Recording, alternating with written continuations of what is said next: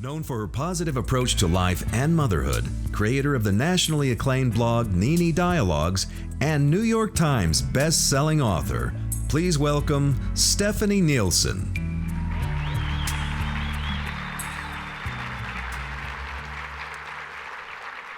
Thank you. I'm honored to be here tonight.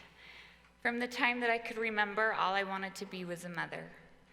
It was all I wanted to do. And so it was no surprise that about 10 months after I was married, I was pregnant with my first baby. And from there, my children never stopped. We just kept having them. And I loved it. It was my job. That was what I was good at. It's what I wanted to do. That was my dream. Of course, it was overwhelming, and it was a little mundane. But the joy and the satisfaction that I got from having them and having this dream job was very validating to me in my life.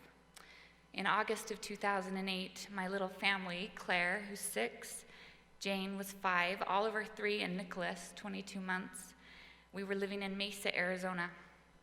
It was the perfect setup, except for the Arizona heat. I didn't love that.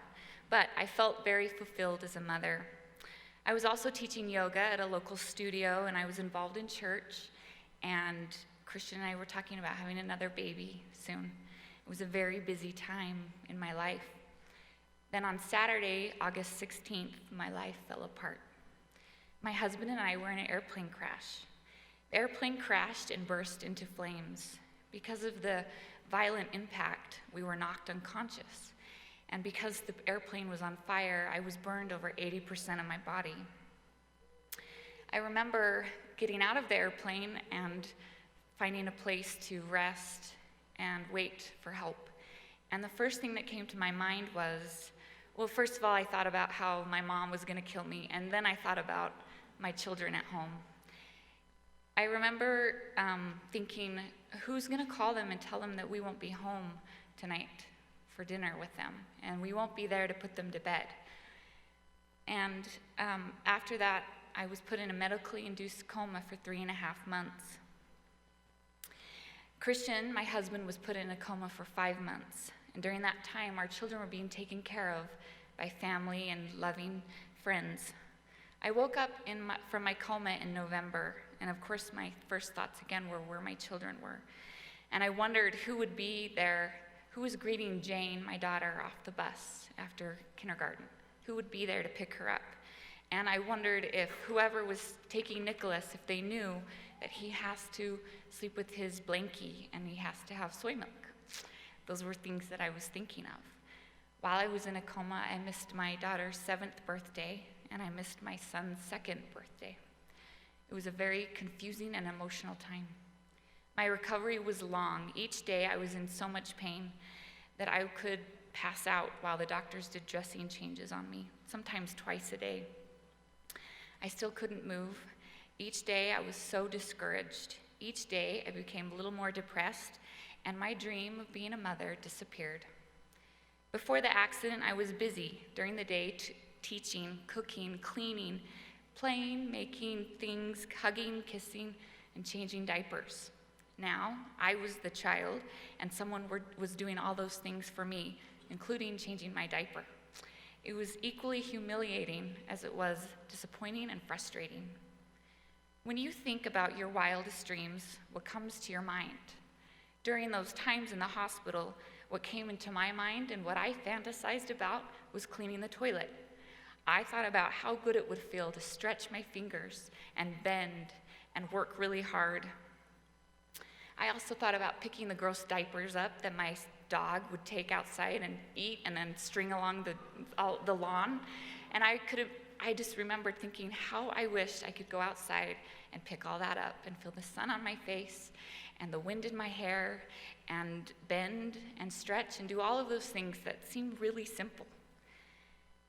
And I also thought about how badly I wanted to sit down and read a book to my babies or check on them while they were sleeping. I knew that I wanted to live again. I knew that I wanted to be the mother that I was again.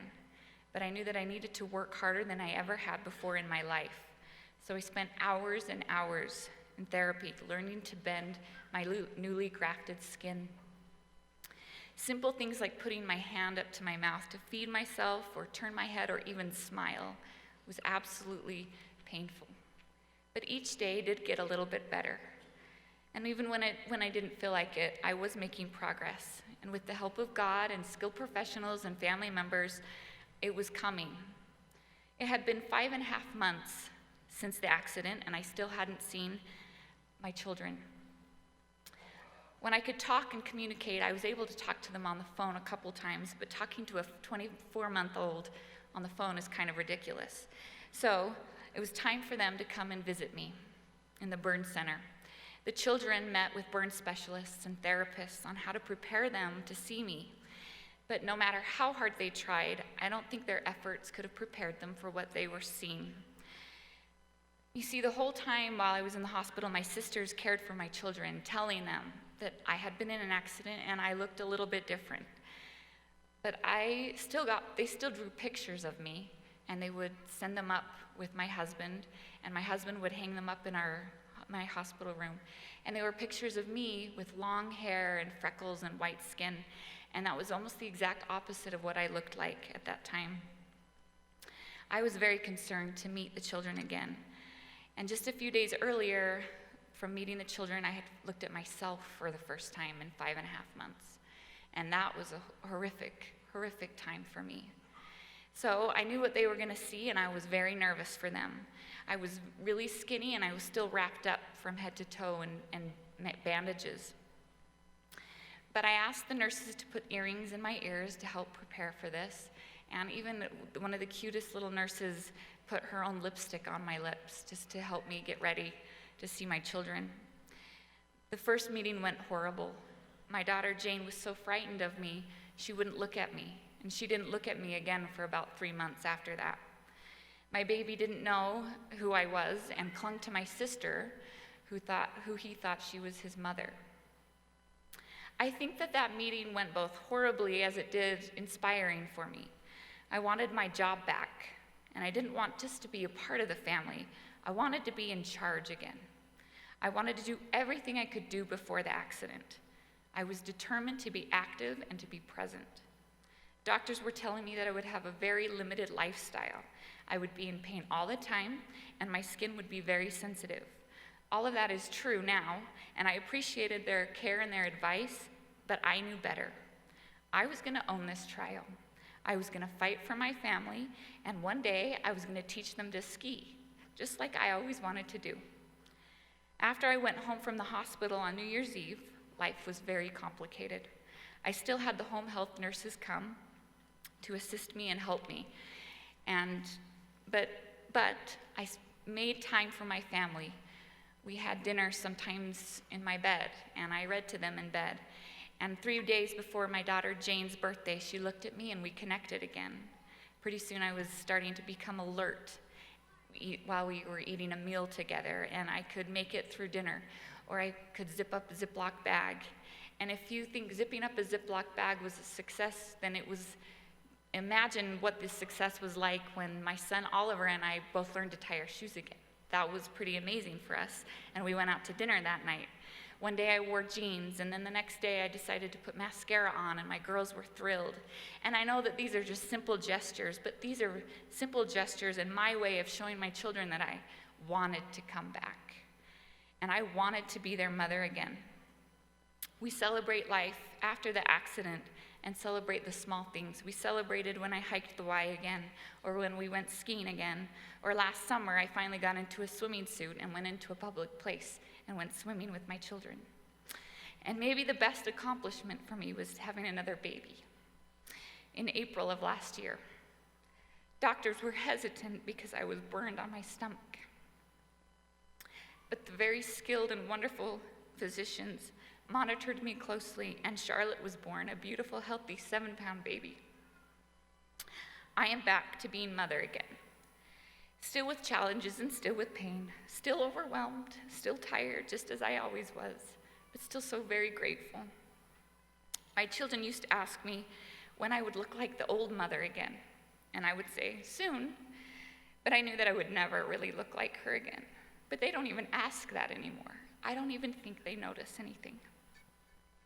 My favorite story is my son Oliver was in first grade and forgot his lunch.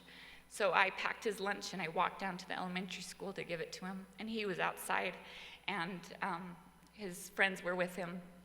And they all came running up to me, and I handed Oliver his lunch, and I said, "Here you go, give me a hug, I'm gonna go home." And his friend just kept staring at me, and finally he turned to Oliver and said, "What is wrong with your mom?" And Oliver looked at me and he said, "Haven't you ever seen a pregnant mommy before?" I was pregnant at the time. So I don't think he noticed anything there. My story is pretty amazing. It's a miracle. But without my supportive husband, I doubt I would have wanted to live. Without my children, I wouldn't have fought. I'm pretty sure I wouldn't have cared if I lived and if I wanted what my quality of life would have been. Please fight for your families. Be grateful for what you have. Help people understand that through trials and pain, our greatest strength will be them. My family has been my greatest accomplishment. And the sole reason I came back from the dead was because I know that I am their mother and I am absolutely irreplaceable. Have a great night. Thank you.